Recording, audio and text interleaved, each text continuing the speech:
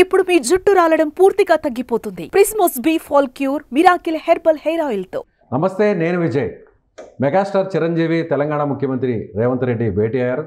ఈ భేటీలో చిరంజీవి ముందుకొచ్చి వరద బాధితుల కోసం దాదాపు 50 లక్షల రూపాయల చెక్కును నేరుగా సీఎంకు ఆయన అందించడం జరిగింది. ఇప్పటికే మెగా ఫ్యామిలీ మొత్తం వరద బాధితులకు సపోర్ట్గా నిలుస్తూ విరాళాలు ప్రకటించిన సంగతి మీకు తెలిసింది. దీనిపై విశ్లేషణ చేయడానికి మనతో పాటు సుమన్ టీవీ స్టూడియోలో ఉన్నారు పొలిటికల్ అనలిస్ట్ చందు శ్రీనివాస్ గారు. శ్రీనివాస్ గారు నమస్తే. నమస్కారం విజయ్ గారు. సో మెగా ఫ్యామిలీలో ఉన్న అందరు హీరోలందరూ కూడా క్యూ కడుతున్నారు. అటు ఏపీ, ఇప్పుడు తెలంగాణ. మొన్న తమ్ముడు పవన్ కళ్యాణ్ గారు ₹1 నేరుగా రేవంత్ రెడ్డి గారిని కలిసి ఇచ్చారు. ఇవాళ అన్న చిరంజీవి గారు 50 లక్షల రూపాయలు ఇచ్చారు. ఎలా చూడాలంటారు? డెఫినెట్గా అంటే ఒక మంచి ఇదిగా మనం చూడాలి. ఎందుకంటే వరదల్లో సర్వస్వం కోల్పోయిన వాళ్ళకి తమ వంతు సహాయం చేయడం అనేది మొదటి నుంచి మెగా ఫ్యామిలీ నుంచి ఉంది. అది అంతకుముందు కృష్ణ గారు కావచ్చు స్పందించేవాళ్ళు, వీళ్ళు వరదలు వచ్చినా ఏదొచ్చినా కానీ. ఆ కోవలో ఇప్పుడు అంటే తన సంపాదనతో పాటు తన ప్రజలు, తన తోటి రాష్ట్ర ప్రజలు ఇబ్బంది పడితే వాళ్ళకి తమ వంతు సహాయం చేయడం అనేది ఒక మంచి ఇదిగా ఒక నాయకుడి లక్షణాలు అయ్యింది. ఆ విధంగా వీళ్ళు రాజకీయాల్లో దూరమైన చిరంజీవి గారు ఎప్పుడు సేవ చేస్తారు. మొన్న వాయనాడు వెళ్ళి ₹1 మనం ఇచ్చిన మాట, కేరళ వెళ్ళి ఇచ్చారు. అదే సమయంలో ఇప్పుడు అనుకోని పరిస్థితులు ఇక్కడ మున్నేరు వాగు పొంగి ఖమ్మం ఎంత అతలాకుతలమైన తెలంగాణ జిల్లా, అదే బుడమేరు పొంగి ఆంధ్రప్రదేశ్ ఎలా అతలాకుతలమైపోయింది అనేది చూసి వెంబడి స్పందించి ముందు ₹1 పవన్ కళ్యాణ్ గారు మొన్న తమ్ముడు నేడు అన్న అన్నట్టుగా నిజంగానే మన ₹1 ఆయన ఇవ్వటం, అదే సమయంలో ఎంత ఆలింగనం చేసుకున్నారో చూడొచ్చు. పవన్ కళ్యాణ్ గారిని చాలా క్లోజ్ గా చేసుకున్నారు. ముఖ్యమంత్రి గారు కూడా చాలా సంతోషంగా చేసుకున్నారు. ఆయన తీసుకున్న ప్రతి స్టెప్ని అప్రిషియేట్ చేయటం, పరిపాలన బాగుంది, హైడ్రా లాంటి వ్యవస్థ బాగుండాలని ఆయన డిస్కషన్ చేయడం జరిగింది మొన్న పవన్ కళ్యాణ్ గారితో. ఈరోజు చిరంజీవి గారు కలవటం, పద్మవిభూషణ్ అయిన తర్వాత విజయ్ గారు ఆంధ్రప్రదేశ్ చెందిన వ్యక్తి, మొగల్తూరులో పుట్టిన మెగాస్టార్కి ఆంధ్రప్రదేశ్ గతంలో ముఖ్యమంత్రిగా చేసిన వ్యక్తి ఘనంగా సన్మానం చేయాలి, అవునా కదా? అదేవిధంగా వెంకయ్యనాయుడు గారు కూడా ఇద్దరు కూడా పద్మవిభూషణ్ వచ్చినప్పుడు ఆయన పట్టించుకోవాలి.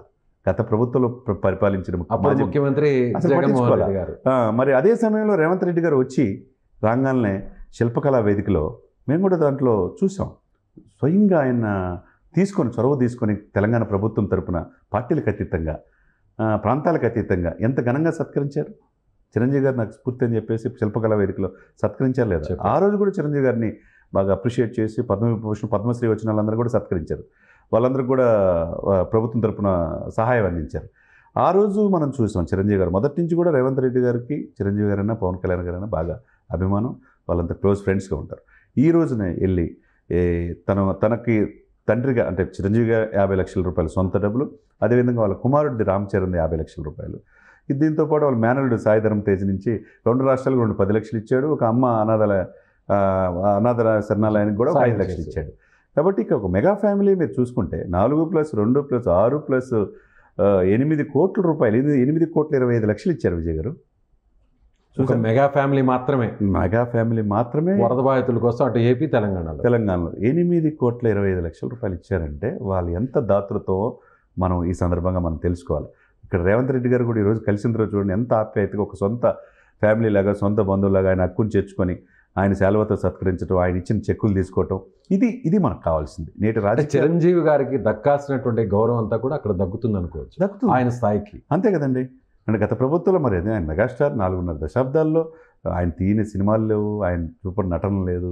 ఎంతోమంది మార్గదర్శి, ఒక బ్లడ్ బ్యాంక్, ఐ బ్యాంక్ ద్వారా ఈరోజు పద్మవిభూషణ్ పొందటమే కాకుండా ప్రపంచం అంతా అతను చూసేటట్టుగా ఒక నటుడిగా ఒక అద్భుతమైన ఇది ఆయన తెచ్చుకున్నాడు. రాజకీయాలు నాకు వద్దు అనుకున్నాడు, నేను చేయాల్సింది నా తమ్ముడు చేస్తాడని చెప్పి బాహాటంగా చెప్పాడు.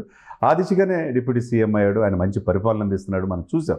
ఒకవైపు అక్కడ తమ్ముడు, అక్కడ ఇప్పుడు అన్న, ఇక్కడ 2 రాష్ట్రాలని ప్రజల కోసం వాళ్ళు చేసే సహాయం అనేది విమర్శవాదులు కూడా, క్రిటిక్స్ ఉంటారు, వాళ్ళు కూడా ప్రశంసిస్తున్నారంటే దాన్ని బట్టి మిగతా వాళ్ళు కూడా స్ఫూర్తి తీసుకోవాలి. జూనియర్ ఎన్టీఆర్ గారు కూడా 2 రాష్ట్రాలకి ఆయన స్పందించి ₹1 సహాయం చేశారు. అట్లా మహేష్ గారు స్పందించారు. మిగతా వాళ్ళంతా ప్రభాస్ గారు అయితే కోటి ఇచ్చారు. తర్వాత 2 కోట్లు ఇచ్చారు. తర్వాత నాగార్జున గారు కావచ్చు, ఎవరైనా కానివ్వండి తను సంపాదించిన దాంట్లో బాలకృష్ణ గారు, తర్వాత విశ్వక్సేను, సిద్ధు జొన్నలగడ్డ, వీళ్ళందరూ తను సంపాదించిన దాంట్లో ఏం చేసుకుంటారు సార్? ఎంత సంపాదించినా మనం పుట్టుక మరణం మధ్య మనం ఏం సాధించాం, ఎంత సమాజానికి చేసాం, 10 మంది చేత మంచి అనిపించుకున్నామా లేదా అనేది ఇప్పుడు చూసేది. అంటే తెలుగు రాష్ట్రాల ప్రజలు ఎంతో ఇచ్చారు, హీరోలుగా గుర్తింపునిచ్చారు, ఆ స్థాయి ఇచ్చారు. కాబట్టి ఎంతో కొంత తిరిగి వాళ్ళ కష్టంలో ఉన్నప్పుడు అది చాటుకుంటున్నారు. సమాజానికి ఇవ్వాలి కదండి. ఇప్పుడు చిరంజీవి గారు కూడా మొన్న ఈ మధ్య అన్నాడు, ఆయన 67-68 సంవత్సరాల వయసులో ఆయన ఏమంటాడు, 69 సంవత్సరాలు వచ్చేసింది. ఏమంటాడు, నాకు కావాల్సిన దానికంటే దేవుడు భగవంతుడు చాలా ఎక్కువ ఇచ్చాడు, నేను ఇంకా ఏది చేయాలని చూస్తున్నాను. ఒక హాస్పిటల్ పెట్టాలనే ఆలోచన ఉంది, ఒక ఫిలిం ఛాంబర్లో వాళ్ళ సినిమా కళాకారుల బిడ్డలకి ఒక స్కూల్ పెట్టాలనే ఆలోచన ఉంది. ఇంకా చాలా సహాయం కరోనా టైంలో మనం చూసాం.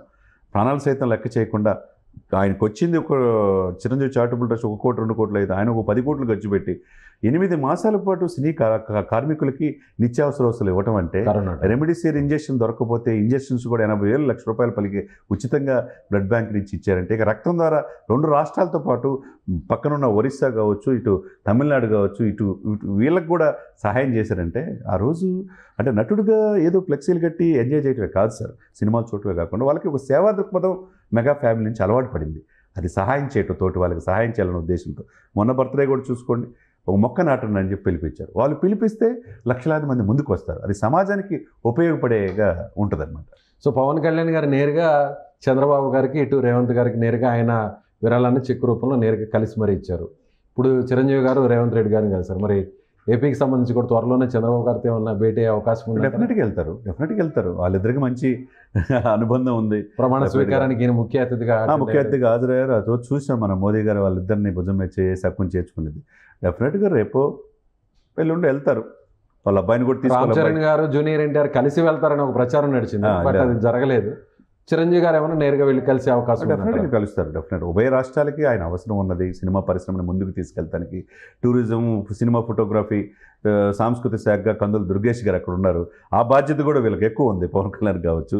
ఉభయ రాష్ట్రాల్లో సినిమా ఇండస్ట్రీ బాగుపడాలన్నా, దాని మీద 23 క్రాఫ్ట్స్ అనుబంధ సంస్థలు వేలాది మందికి జీవనోపాధి కలగాలన్నా ఇచ్చిపుచ్చుకునే ధోరణిలో ఉండాలి. కాబట్టి ఆ ఇది మనకు కనపడుతుంది ఉభయ రాష్ట్రాల మధ్య ఇప్పుడు. Right sir. తెలుగు రాష్ట్రాలకు ముఖ్యంగా అంటే వరద బాధితులకు సంబంధించి మేమున్నామంటూ సినీ పరిశ్రమ ముందుకు వస్తుంది. అందులో భాగంగా పెద్దన్నగా చిరంజీవి కూడా ముందుకు వచ్చి ఇవాళ తెలంగాణ సీఎం రేవంత్ రెడ్డి గారికి నేరుగా 50 లక్షల రూపాయలు చెక్కునిచ్చారు. త్వరలోనే ఏపీ సీఎం చంద్రబాబు కూడా కలిసే అవకాశం ఉందని పొలిటికల్ అనలిస్ట్ చందు శ్రీనివాస్ గారు చెప్తాను. Thank you so much. Suman టీవీలో మీ పర్సనల్ అండ్ బిజినెస్ ప్రమోషన్స్ కోసం కింది నెంబర్కి కాంటాక్ట్ చేయండి.